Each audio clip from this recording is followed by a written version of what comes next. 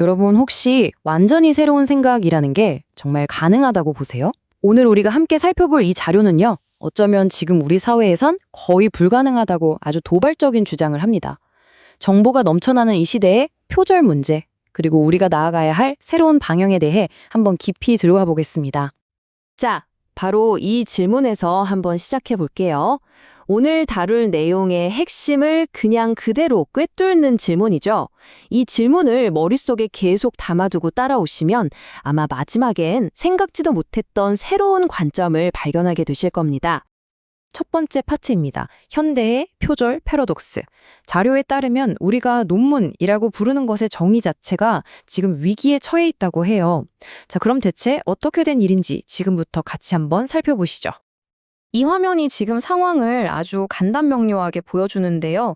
예전에는, 그러니까 정보가 귀했던 시절에는요, 기존에 있던 지식에다가 아주 작은 아이디어 하나만 더해도 와, 대단하다 하면서 훌륭한 논문으로 인정을 받았었죠.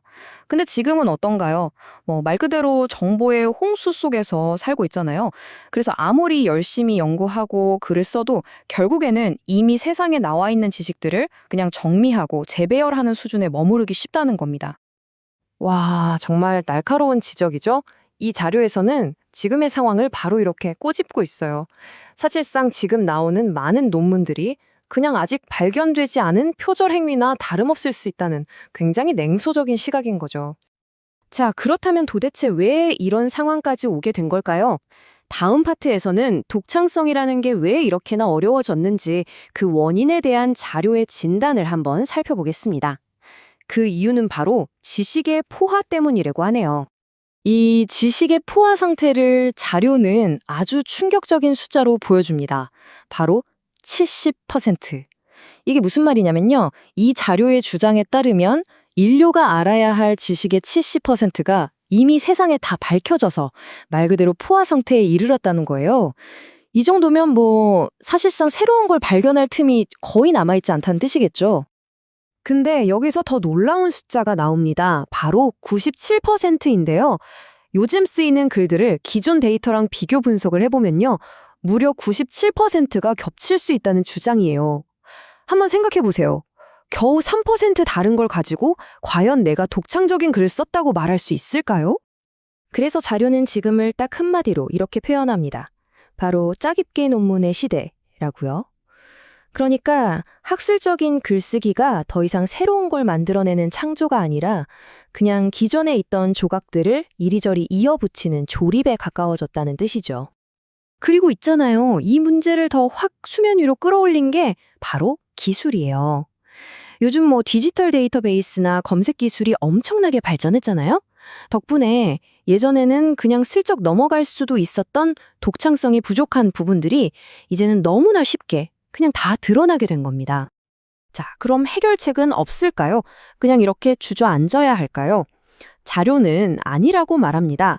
바로 새로운 패러다임으로 근본적인 전환이 필요하다고 제안하는데요. 우리가 학문이라는 걸 바라보는 관점 자체를 완전히 뒤집어야 한다는 거죠. 자료에서는 2013년을 아주 중요한 전환점으로 딱 지목합니다. 사실 왜 하필 2013년인지 구체적인 이유는 밝히지 않아요. 하지만 이 해를 기점으로 단순히 지식을 모으고 정리하던 시대는 이제 끝났고 완전히 새로운 패러다임이 필요한 시대가 시작됐다고 주장하는 겁니다. 이 화면이 그 핵심적인 차이를 보여주는데요. 자, 보세요.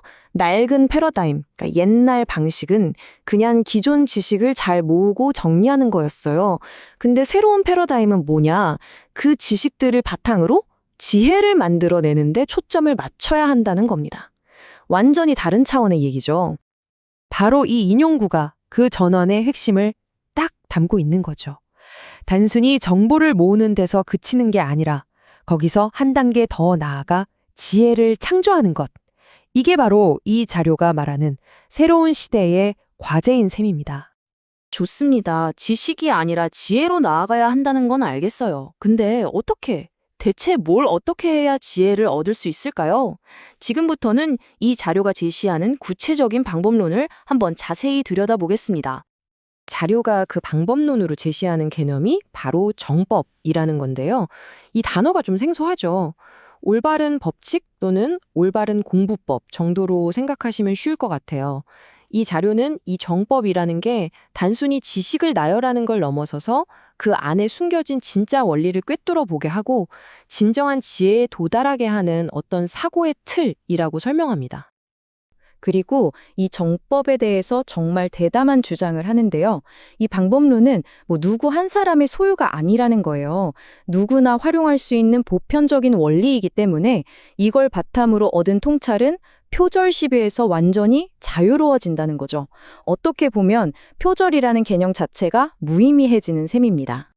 이 새로운 접근법이 적용될 수 있는 분야를 보면요.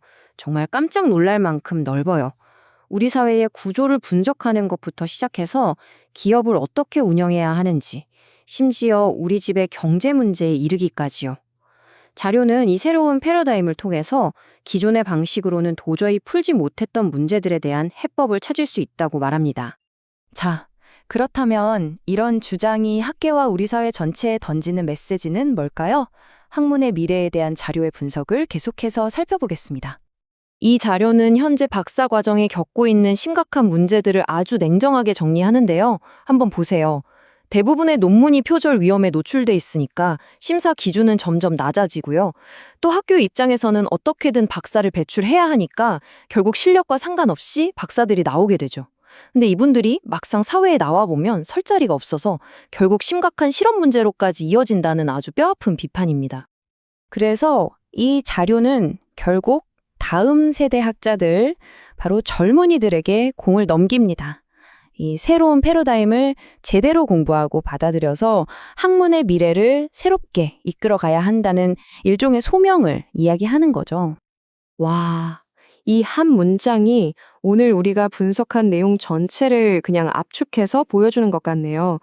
단순히 지식을 쌓는 시대는 이제 끝났다는 겁니다. 그 지식을 활용해서 새로운 가치를 만들어내는 지혜의 시대가 마침내 시작됐다는 선언인 거죠. 마지막으로 이 질문을 여러분께 던지면서 오늘 이야기를 마무리할까 합니다. 지식은 거의 완성되었는데 지혜는 이제 막 시작되는 사회. 이런 사회는 앞으로 어떤 모습으로 변하게 될까요? 그리고 그 속에서 우리는 무엇을 준비해야 할까요? 한 번쯤 깊이 생각해 볼 만한 질문인 것 같습니다.